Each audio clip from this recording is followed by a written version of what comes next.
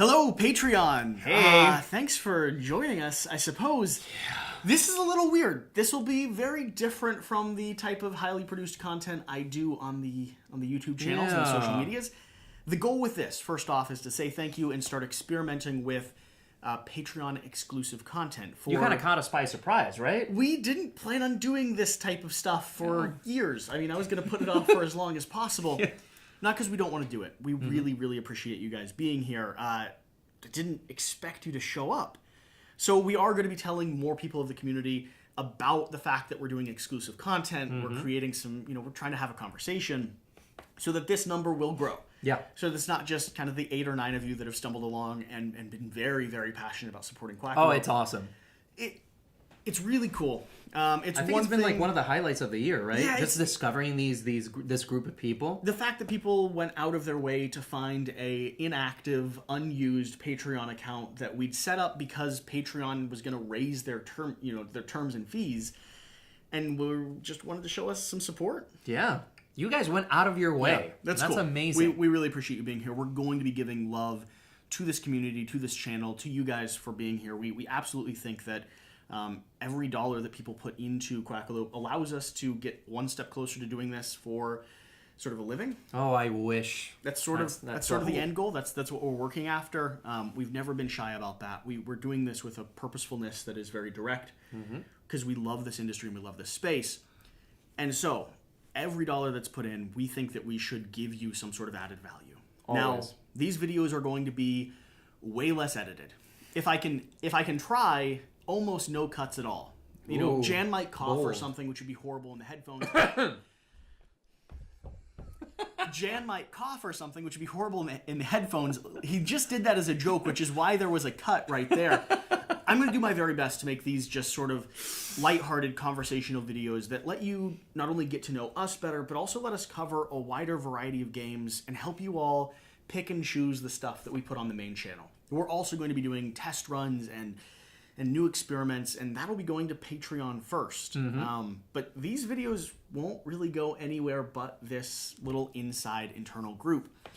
What we're doing today, the video that I have for you all today, is I went through and selected 5 sort of strange games on my shelf that I've bought for various reasons, mostly because I was fascinated by them. And I want to sort of present them to you, the audience, see if you've heard of any of them before. They're unique enough that I'm sure at least a few of them will kind of be new to you. But then also, for our we're trying to do this thing where you guys help us pick what we bring to the channel. Yeah. I'd like to cover at least one of these on the main channel. I don't honestly know that we have the time or the capacity or there's enough interest in the wider community to cover every single one immediately. But they're on my shelf. I have a shelf of, these are things I'd like to cover because they're interesting to me. And if we can get to them, we'll pull them in. Yeah. So this will be the first 5 games that you get to select by just a poll or a comment down below, letting us know what game you'd like to see covered and how you'd like to see it covered. We're just going to do kind of 5 weird ones. So, Jan, let's start talking about... Oh, and along with that, we're not layering B-roll. We're not putting fancy footage on top of any of this because all of that takes hours and hours to produce. So we are going to open them up a little bit to show you... kind of while we're having a discussion, just to talk about what we find unique and why we purchased them. Let's start here in the middle with Planetoid. This is a game that was yours to start with. Yes. You backed the Kickstarter, is that correct? Yeah. And then we played it, and I took it home. We have this thing where sometimes, like, if one of us likes the game so much, we just give it to the other person. This nice. Was the case for Jesse. It keeps it in the collection, but it also it helps us cycle things on our shelves that maybe we won't table as much. I found this game super interesting. Yeah, and unique. I'm still sad you decided to take this one because this is really cool. It's an asteroid mining game, right? And you have the moon built out here, and you have little chits that go into the center area here that it just has a really nice tactile rotation feel. Yeah, it's a memory game. It is. And I don't really like memory games. But this one... The interesting thing about this one is you can build out your mining operation to do these really powerful sweeping attacks that actually reveal a ton of space. It's like you're disturbing the earth and upsetting it all, and you're able to build your player board and kind of your profile. I love the production of this. I think it does something that I haven't seen a lot of other games do, this sort of two-toned utilization method for the main board. But then I also find just the player powers, the abilities, the way you can honestly feel like you're mining. Yeah. I find it really neat. And another thing that I really appreciate about this game is that there's different modes of play. You know, Yeah. there's a lot of variability in there. If you don't want to play something too heavy or you're bringing in new gamers, you can just use this side. But if you want to play a harder, tougher, more meaty game, That's what we played. also, which was And super fun. I really like the harder, tougher, meaty game. If we were going to bring this to the channel, what do you think we'd want to highlight? Oh man, I would love to do something where we get very close to these components, kind of show off how they function. I mean, we could even do something where we talk about games that do something unique with components. Definitely this one. You know, it could be a video where we could just do gameplay. We could do an overview that just kind of breaks down some unique elements or games that just aren't as popular. I don't know.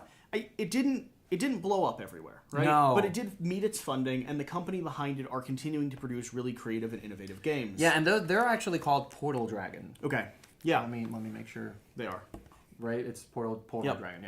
Yeah. Well, we're not cutting. Oh, that's true. So this is I'm so used to the cuts. This is a completely different format. So this is Portal Dragon, and I think that this is a publisher that people should start paying more attention to. It's a They're doing some family really cool business, things, right?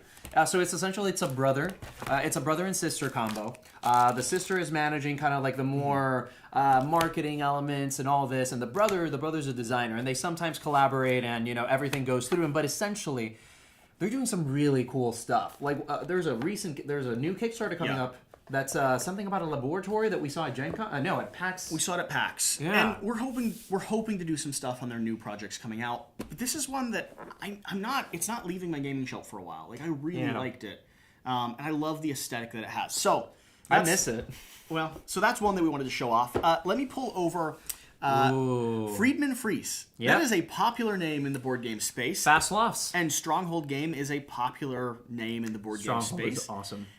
This is a game that a friend turned me on to, and I was fascinated by the premise. Now, I'll be honest with you. I don't expect it to be a good game. In fact, I've seen the opposite, that it is hard to play, not the best, because it has so much going for it. But it does something with game design and experimenting inside of a box that, to me, just was really cool. What does this do? It gives you all the building blocks to make whatever game you want. At the end of the day, that is what this is. It's a toolkit.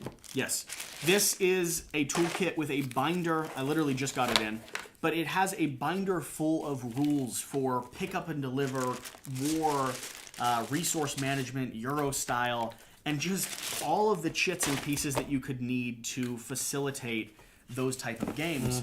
It literally has 504 potential games inside of this box. Are the 504 games in there good? No idea. There might be a few. Might be. There might be a few that are excellent. But I found the premise of this fascinating. And so I want to dive into it. I find it interesting for a few ways. One, because I see it as a really cool experimentation from a game designer, someone that I admire when it comes to like the work that they've done in the industry.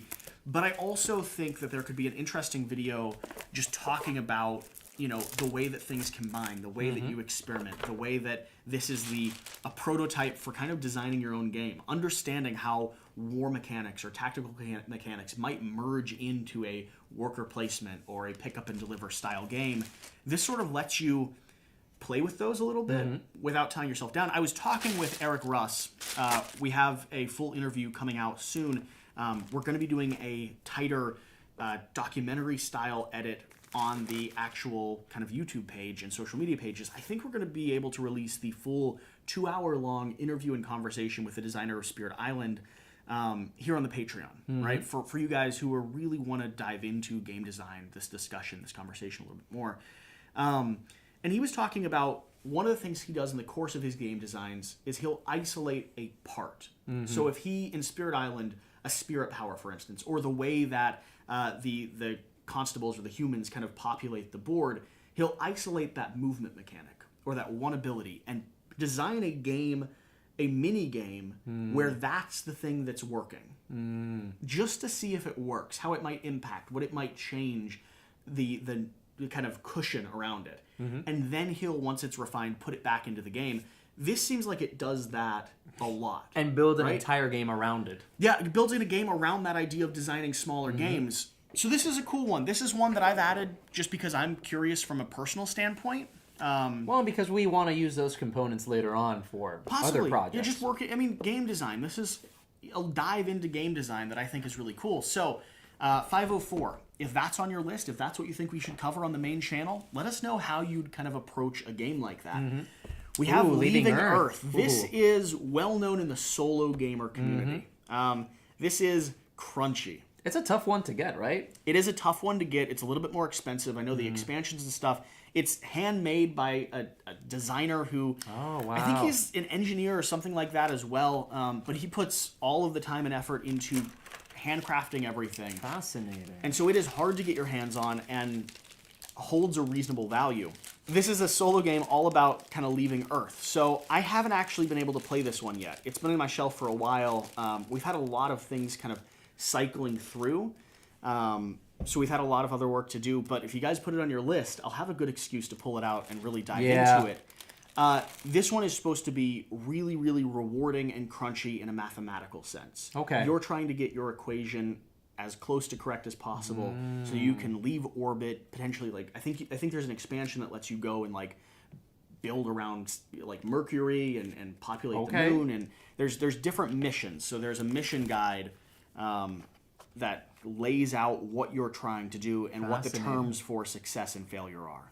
Like I said, this is one that I've heard really great things about. It's been on my solo gamer sort of list for a while to dive into. I've owned it for a while now, but I haven't had a good chance to play it. There's a lot of stuff to do. Yeah, there's a lot of stuff to do.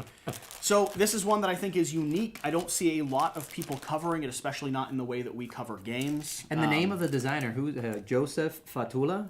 Joseph Fatula, the Luminarius Group Incorporated. That's fascinating. Is he the graphic designer for this as well? I'm not sure.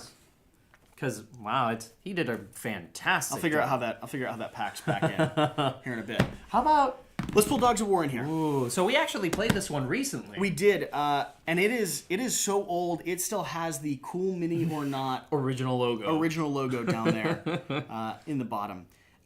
This is an old miniatures game from Simon. Well, right? Miniatures game. Sort of. It's like what used to be miniatures game before. When they overproduced miniatures for the sake of overproducing miniatures, it's a really, really good war game. Sort of betting game in a way. It's a very strange one indeed. Yeah, we should open it up to kind of like try and explain it for people that might not be very familiar with it. Yeah, so this is one that I got my hands on just minutes after playing it the first time. I kept my eyes open after we played it the first time. I really enjoyed the gameplay of this. I liked the betting. I liked the pressure luck mechanic. The miniatures are absolutely gorgeous. They're really cool. Just such unique design and art direction in this game. But for the most part, you're going to have a randomized board here that's going to have battle zones and different types of houses. So you're not actually playing houses that are trying to gain control. You're playing the people who are betting or leveraging their power in these different regions. Yeah, you're the influencers. So there's a game that came out recently from Starling that's been getting a little bit of love right now. War of Whispers has a similar concept, but different application. Yeah, completely different. So in this one, you are the influencers trying to bet on and add your sway to certain battles so that they resolve in your favor. You have a hidden influence track that is your victory points, and so you want to make sure you balance everything so that you come off as the most effective influencer of the bunch in a way. And the way you do that is with a lot of card play. You need to make sure that whatever card you're playing and the effects that are activating benefit you at the very end. You get to place your own minions everywhere as well. So it's a really unique one. I think we both thoroughly enjoyed it when we played it at our friend's house. I really liked it. I think it's going to be perfect for Matt. It's a game that's up his alley. And I personally just love the art direction and the design of this game. That's one of the elements that really captivated me. That being said, as far as covering it on the main channel, unless people are really asking for it, they'd like to see a deep dive into it or gameplay, there's not... I mean, it's a cool mini or not game, so it has some attention, but it is impossible to get your hands on. Yeah, it's very difficult. I bought the only copy I've seen appear, other than a Kickstarter exclusive copy, which sold for $300 something on eBay, which I backed out of around $60. I hope. Yeah. So it's a cool one. I just don't know. It's a cool one. It's in my collection. I just don't know if there's enough of an audience to justify, 10, 12 hours into production. There might be. And sometimes just celebrating things that you're excited about. True. Which is why we're making this video. Because we want to celebrate these games that we're just really kind of excited about or think are interesting. Well, we actually have one that's on the way already. That's going to be huge. What? Cave Evil. Oh, that's true. That's a very weird one. Impossible to get, and we found a copy. So we're gonna be covering that no matter what. Yes. Little preview for you guys that are interested. And then we're covering Kingdom Death, so that's a little nuanced. It's a little. Oh, we've never covered Kingdom Death before? No, we haven't done it. Oh, that's one we should cover. I think it'd be really We successful, right? Oh, that? Oh, just pay no mind to that. It's fine.